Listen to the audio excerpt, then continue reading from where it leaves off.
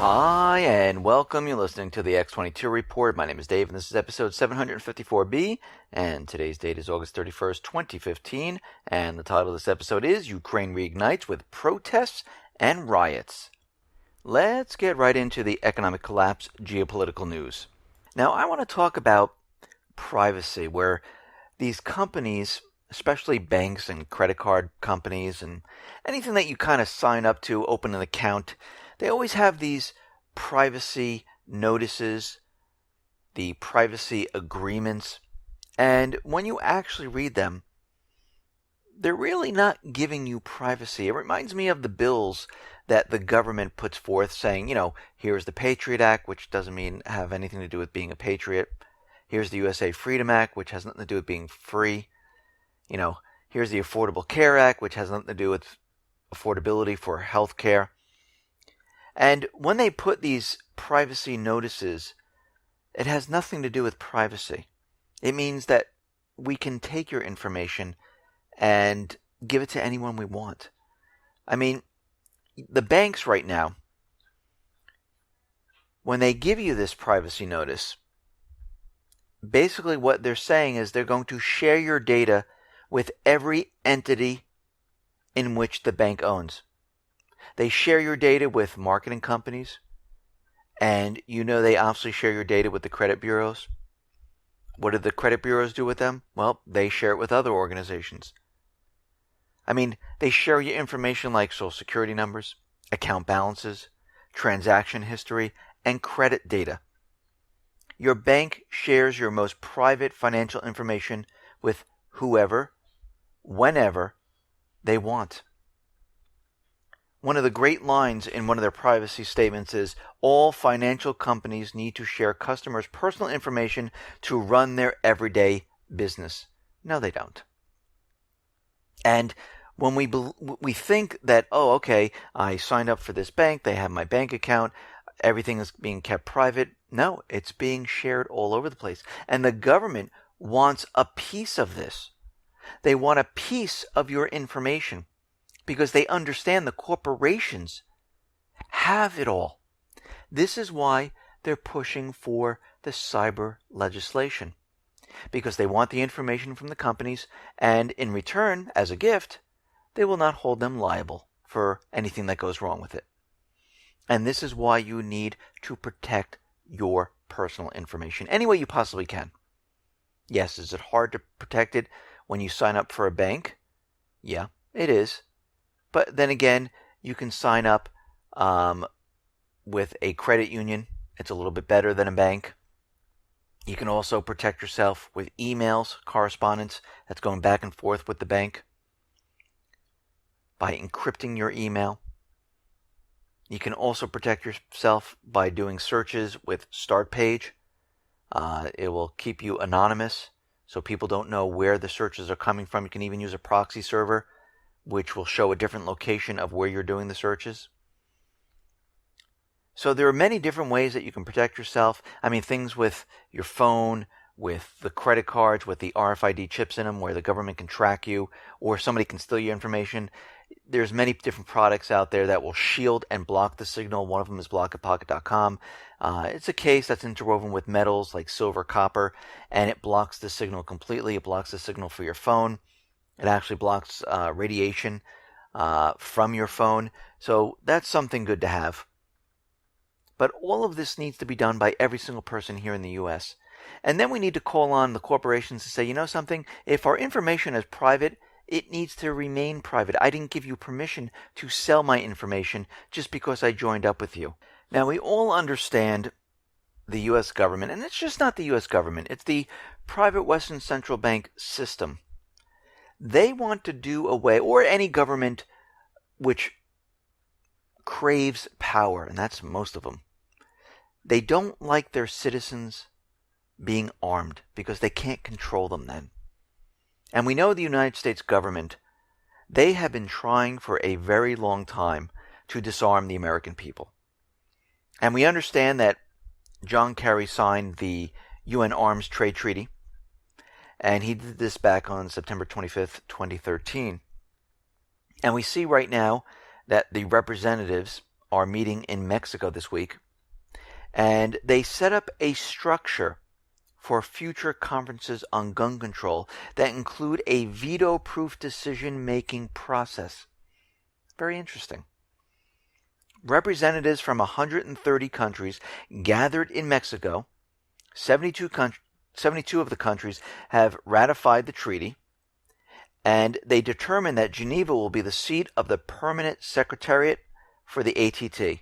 And they unanimously decided that unanimous agreements would not have to be reached on gun control decisions going forward. So they don't have to be unanimous anymore. This gives the body a veto-proof process for making gun control decisions going forward. Now, the Obama administration would be attending the conference, even though the U.S. Senate has not ratified the UN Arms Trade Treaty. Because what they're going to do, and what they've been trying to do, is they want this ratified. And we discussed this many times before, where they want to take small arms away from the people. That's the whole point of this. And they're going to say this overrides the Second Amendment. And they're going to say it allows us to go in and put identification markers, have mental tests on individuals. We can have a tracking system to track you. And they're doing this because they know, the private Western Central Bank countries, the collapse is coming and they're running out of time. And they realize they need to start doing this. Actually, it might be a little too late, but they're going to keep going no matter what. Because, eventually, even though we're having this collapse, they're going to try to convince the American people that it was another country or group that caused this, and this is why we have to go to war. And then going forward, they're hoping to start the whole system over, and if they can get all this in place, where they can get rid of maybe the Constitution, get the guns from the people, use Common Core in the schools to dumb down the people so they don't know the rights, they think they're privileges. I mean, think about what's going on here. Use political correctness to confuse the population in what words really mean. I mean, they are planning right now to restructure our society completely when they want to restart this system. This is what they're planning. Now, I'm not saying they're going to succeed in this. I'm hoping that we all get together at one point and say, you know something? Here we are, tens of millions of us, and we don't want this. It's time for us to reset the government and to get rid of the central bank. Now, we see out in Malaysia, there is a color revolution going on there. Everyone is wearing yellow. Everything has been set up perfectly for this. It looks like out of the corporate media here in the United States, there was an article that the leader was allegedly embezzling some type of funds. And this drove the people to get on the streets and to protest. They already had their yellow shirts. Everything was ready to go. And we'll have to watch that situation very carefully to see how that turns out. Out in Japan, we're seeing tens of thousands of people gathered outside Japan's parliament building on Sunday to protest Prime Minister Abe's controversial bill, which authorizes Japan armed forces to join foreign military operations around the world. Instead of a pacifist nation, they'll be an aggressive nation. Some of the people are also calling for the Prime Minister's resignation.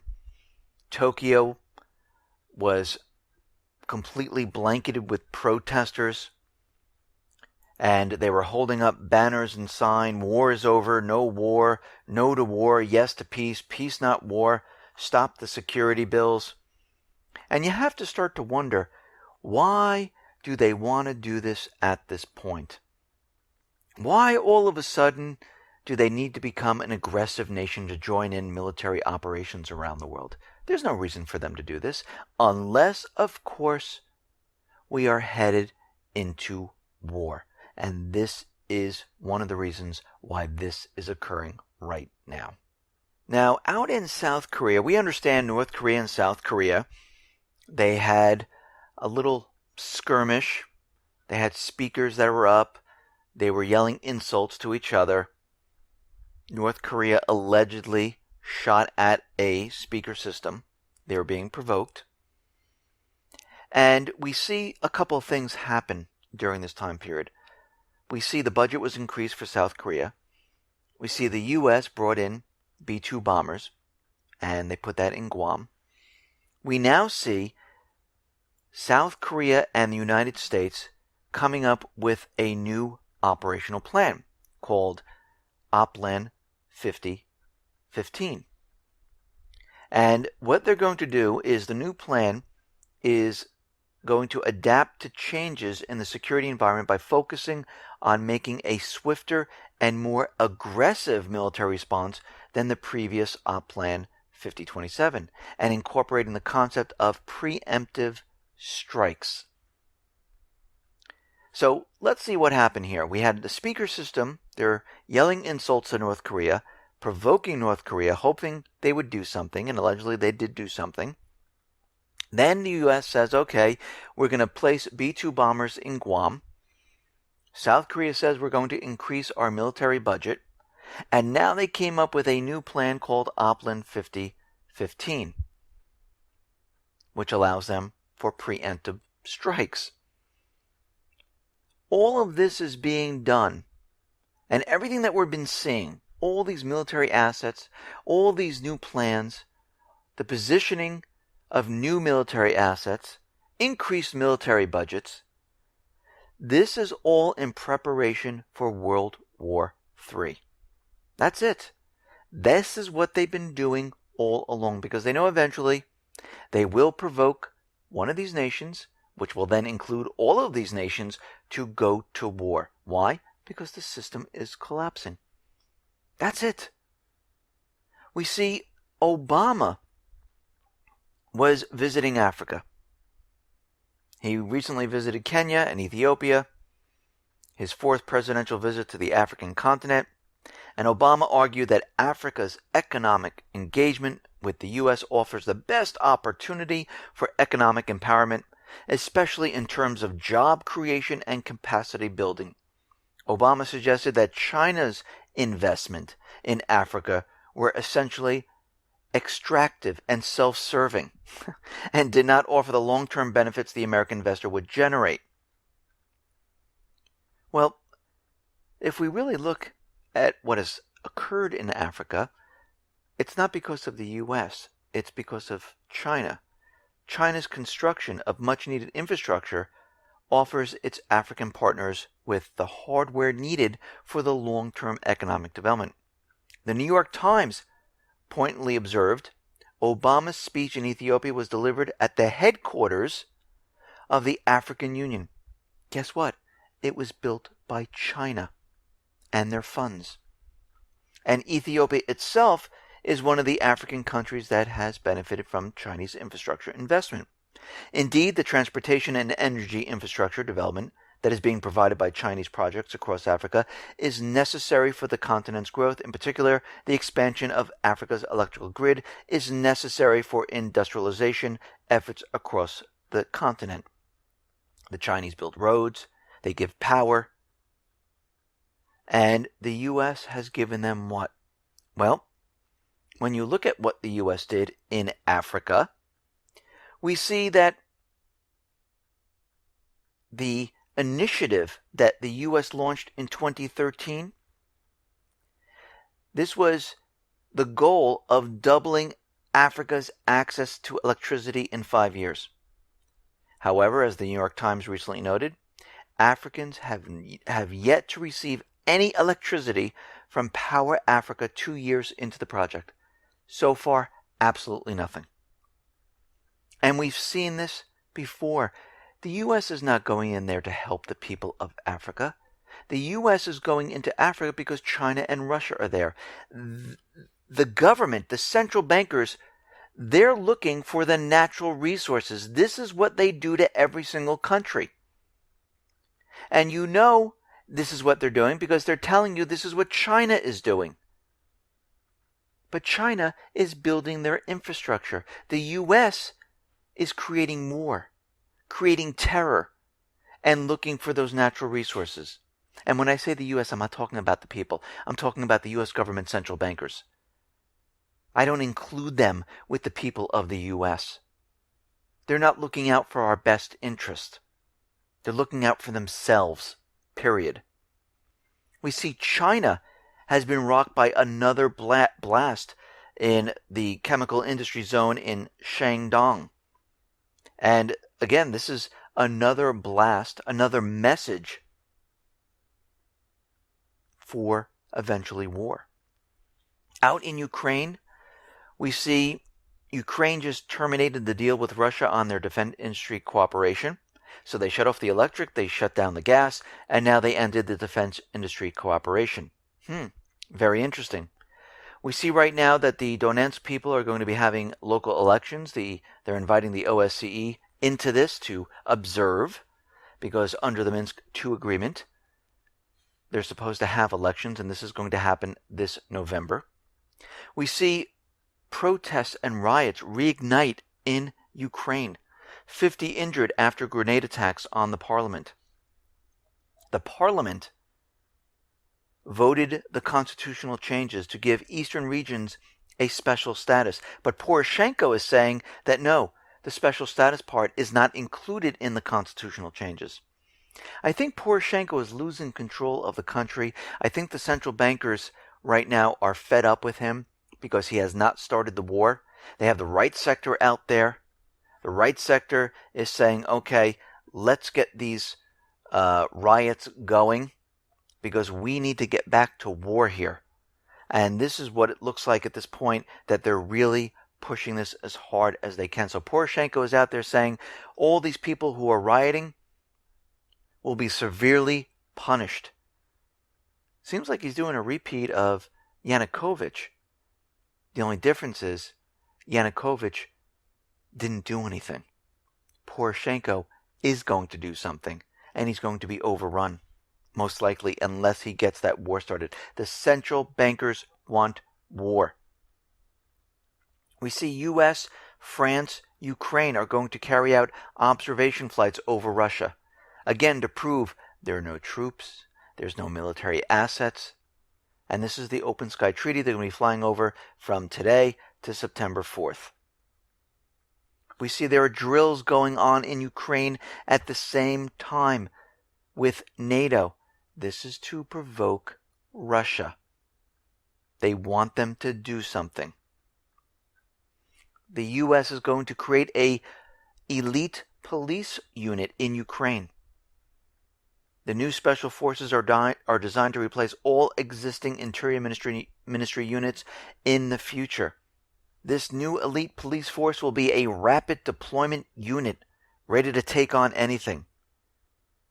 And Ukrainian General Staff has been looking at the intelligence from last year when they had the war going on, and they're saying that 90% of their intelligence was completely wrong about Russia invading, about where military assets were, what was going on in the southeastern region. And he wants to know why over 90% of it was completely wrong and they were misdirected. Well, because most of it was propaganda to convince them that they're being invaded. We see in the Middle East, the Saudi-led coalition is continually bombing Yemen. Now, a human rights organization is out there saying, listen, you just bombed a drinking water factory that killed 40 people. And Saudi Arabia saying, no, we didn't do that. We don't kill people, innocent civilians. It wasn't us. Well, they're looking at the situation, and the factory was just bombed. And there's only one country, which is orchestrated by the United States, in their bombing. That's Saudi Arabia. What happened to it? But they're just denying it completely. We see Russian jets now are in the Syrian skies. Russia has begun its military intervention in Syria, deploying an aerial contingent to a permanent Syrian base. And they're going to launch attacks against the Islamic State. Now, the U.S. is completely silent on this. Because right now, what are they going to say? No, you're not allowed to do this. The U.S. is in Syria. Russia says, okay, we're an ally of Assad. We have a port with our ships right there. We're bringing in our jets. We're setting up a base, and we're going to go after the Islamic State. Now, if the United States comes out and says, no, you can't do this, questions in the air. Why is this? Why can't we do this? Aren't we all against terrorism? So they're just staying very, very quiet about this. And they're going to be flying missions throughout Syria, bombing the Islamic State. And we're going to have to watch this very carefully. We see the Syrian army has uncovered gas masks and weapons left behind by the proxy army of the United States. The Syrian army, the 123rd Brigade of the 3rd Armored Division, unearthed a large tunnel built by the Islamic State, and they found their weapons, their gas masks, because we know the Islamic State has been using chlorine gas, mustard gas, which was not supplied by Syria. They didn't find it there. It was supplied by the United States, Israel, and the other coalition forces, because they normally play dirty when they're trying to overthrow a government. We see the United States government central bankers are blaming China for this economic meltdown. They're also now looking to slap sanctions on China against those individuals they believe that have no hard evidence, they have no proof, that they profited from cyber espionage against America. Except America is an active player in economic cyber espionage. And according to Edward Snowden, they cyber espionage German manufacturing, Brazilian oil companies, and others. So this is very interesting, how the U.S. is going out and cyber espionaging other countries, and they're blaming China with no proof about them cyber espionaging America. Well, we know why they're doing this. They're going off the FBI data, which we know normally is kind of made up and fake. They use patsies. They make up fake information because it's very difficult to kind of find out who did something, especially an hour or two after the attack. But we know why they're doing this. They're doing this because eventually they have to blame a country. And if they're able to get into our systems and they know how to maneuver through our systems, they can say, yes, it was China. It was Russia. And right now they're pointing the fingers at China because it's the easiest. People believe it. Because we are getting ready for this major, major collapse that is coming. Now, the latest whistleblower, David Steele, a 20-year Marine Corps intelligence officer, the second highest ranking civilian in the U.S. Marine Corps intelligence. He's a former CIA clandestine services case officer. He said something very interesting. Most terrorists are false flag terrorists or are created by our own security services in the United States. Every single terrorist incident we have had has been a false flag or has been an informant pushed on by the FBI. In fact, we now have citizens taking out restraining orders against FBI informants that are trying to incite terrorism. We've become a lunatic asylum. And this is what they do to push us into war, to scare us into things we normally wouldn't do. They're called false flags. And we are going to see one of these coming very soon to push us into the next war. Cyber attacks, physical attacks, you name it, it is coming because we are at the end game right now. Listen, everyone, thanks a lot for listening. Be well, be safe, and especially be prepared. Thanks a lot.